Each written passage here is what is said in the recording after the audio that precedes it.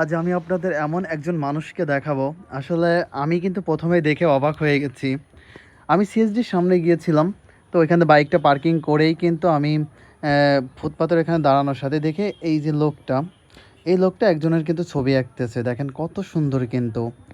তো আমি কিছুক্ষণ দাঁড়ায় পড়ে দেখলাম যে আসলে মানুষের ভিতরে যে কত রকম প্রতিভা থাকে আমরা কিন্তু অনেকেই জানি না।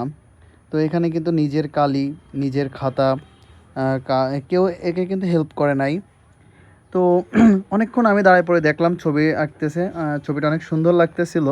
কিন্তু আমি ধরতে পারতেছি না যে কার ছবি আঁকতেছে, কি আঁকতে বলছে। আসলে তার সাথে আমি কথাও বলি নাই। পরে আমি লক্ষ্য করলাম আঙ্কেলের চোখের দিকে, দেখি আঙ্কেল রাস্তার অপোজিট সাইডে একজন ব্যক্তির দিকে তাকাচ্ছে।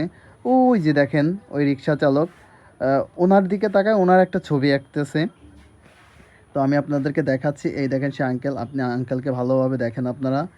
এই দেখেন এই আঙ্কেল, আর আমি ওইখানে ছবির এখানে নিয়ে যাচ্ছি। দেখেন দেখেন কত সুন্দর মানে ছবি আঁকছে। আঙ্কেল কিন্তু ছবিও আঁকতে বলে নাই।